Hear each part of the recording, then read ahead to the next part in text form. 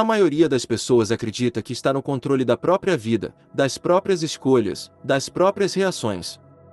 Existe uma sensação confortável de autonomia, como se cada decisão fosse fruto de consciência e intenção. Mas essa percepção nem sempre corresponde à realidade. Em muitos casos, aquilo que pensamos ser escolha é, na verdade, um reflexo automático de conteúdos inconscientes que operam nos bastidores da mente. É nesse território silencioso que habita a sombra. A sombra não é apenas aquilo que consideramos negativo, reprimido ou indesejado. Ela é composta por tudo aquilo que foi rejeitado ao longo da vida, emoções que não puderam ser expressas, traços de personalidade que foram julgados como inadequados, desejos que foram silenciados. Com o tempo, esse material não desaparece. Ele se acumula, se organiza e começa a influenciar comportamentos de forma indireta, muitas vezes imperceptível. O problema não está na existência da sombra, porque ela é inevitável. O problema começa quando ela assume o controle sem que a pessoa perceba. E isso acontece de maneira sutil, quase imperceptível, através de padrões repetitivos que vão moldando a forma como alguém pensa, sente e se relaciona com o mundo.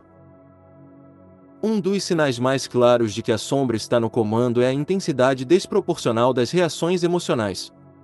Situações pequenas provocam explosões internas.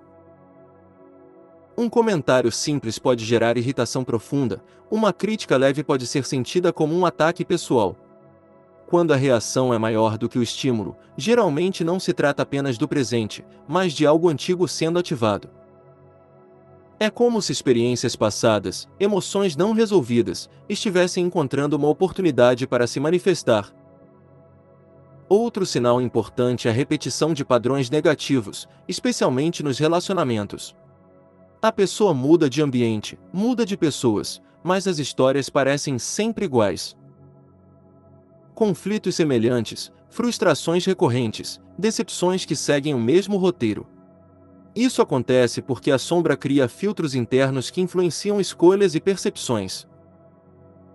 Sem perceber, a pessoa passa a se colocar em situações que confirmam aquilo que está inconsciente dentro dela.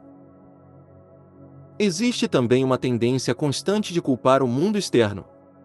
Quando a sombra está ativa, é mais fácil enxergar o problema nos outros, nas circunstâncias, no ambiente.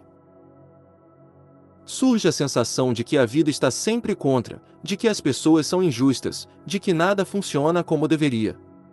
Essa visão não é totalmente falsa, mas é incompleta. Ela ignora o papel interno que contribui para essas experiências. Outro aspecto revelador é a autossabotagem. Mesmo quando surgem oportunidades positivas, algo interno impede o avanço. Procrastinação, medo irracional, decisões que levam ao retrocesso. É como se existisse uma força puxando para trás no momento em que tudo poderia dar certo. Muitas vezes, essa resistência está ligada a crenças inconscientes sobre merecimento, valor pessoal ou medo de mudança. Além disso, há uma dificuldade em lidar com certas emoções. Raiva, inveja, ciúmes, tristeza profunda. Em vez de serem reconhecidas e compreendidas, essas emoções são negadas ou reprimidas. Mas aquilo que é negado não desaparece. Pelo contrário, ganha força. E quanto mais é evitado, mais tende a se manifestar de formas distorcidas. O ponto central é que a sombra não controla a vida de forma direta, como uma força externa. Ela age através de automatismos. Pensamentos que surgem sem questionamento, reações que acontecem sem reflexão, decisões que parecem naturais, mas que seguem padrões invisíveis. E justamente por serem automáticos, passam despercebidos. Reconhecer esses sinais não é um convite à culpa, mas à consciência. Porque no momento em que algo se torna consciente, ele deixa de ter o mesmo poder.